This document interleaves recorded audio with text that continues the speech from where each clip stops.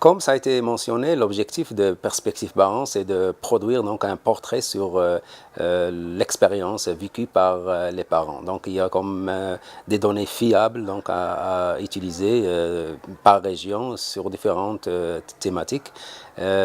Aussi, il ne faut pas oublier il faut croiser quand même les savoirs.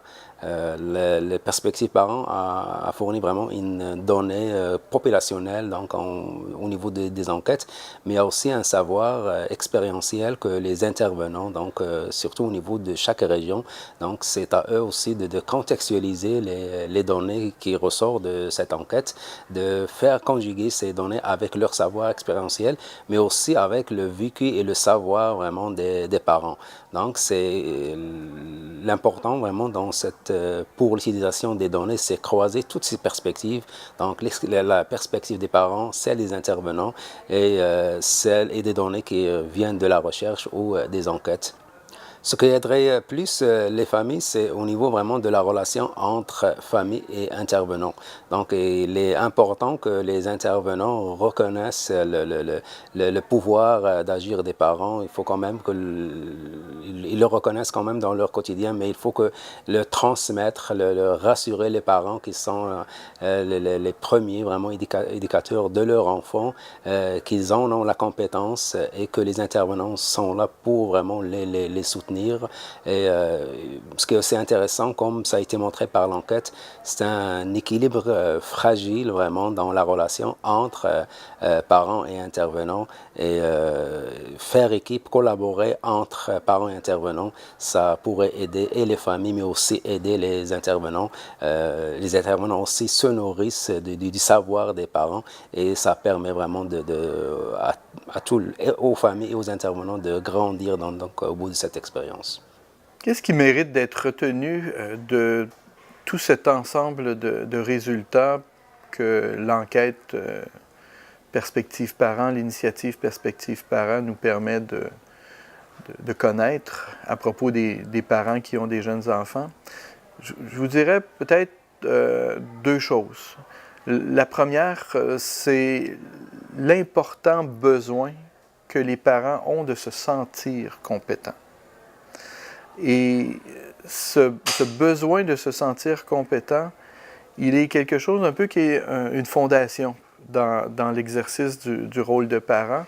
Donc, ce qui déborde de ça, par exemple, d'apprendre à stimuler son enfant, d'apprendre à collaborer avec différents acteurs qui gravitent autour de la vie d'un enfant. Ces habiletés, en fait, ils ont intérêt à s'appuyer sur ce sentiment de compétence chez les parents. Et que lorsque des parents se sentent moins compétents, ils vont accorder beaucoup d'attention et d'énergie à essayer de rééquilibrer cette situation pour eux-mêmes, à leurs propres yeux. Ça, c'est la première chose. L'autre chose à retenir, c'est, en termes de soutien social, le regard que d'autres personnes de l'entourage ou d'autres personnes, par exemple des intervenants, vont poser sur les parents, ce regard, il est important dans l'exercice du rôle de parent. Il est important dans la manière dont les mères et les pères construisent leur identité de mère et de père. Et que ce regard-là, les parents vont l'utiliser pour pouvoir construire leur sentiment de compétence. Ou, parfois, vont devoir composer avec un regard qui ne soutient pas ce sentiment de compétence. Et là, ça devient pour les parents un travail de tous les jours d'essayer de se rééquilibrer sous le regard de gens qui peuvent avoir beaucoup de difficultés à les voir comme étant compétents.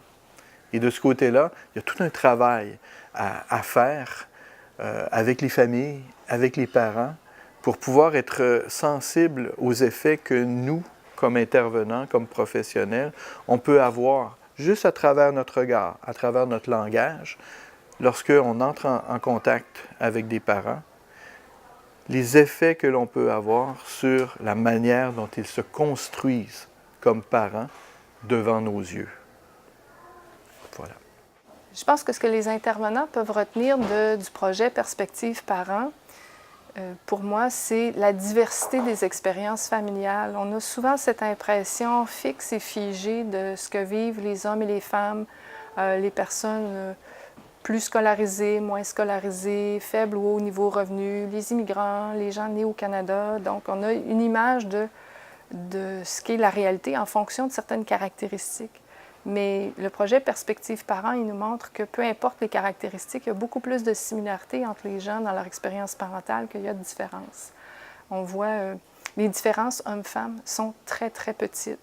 Ce qui ressort qui distingue peut-être les gens qui sont plus scolarisés, oui, ça atteint un seuil de signification, oui, ça les distingue au plan statistique, mais il y a tellement de variabilité au sein des groupes qu'il y a plus une convergence qu'une similarité entre les groupes. Donc, le message que je dirais pour les intervenants, c'est d'éviter de présumer, selon certaines caractéristiques déjà connues, qu'on a affaire à une famille qui vit ceci ou qui vit cela, que ça caractérise les parents parce qu'ils sont beaucoup plus semblables que différents.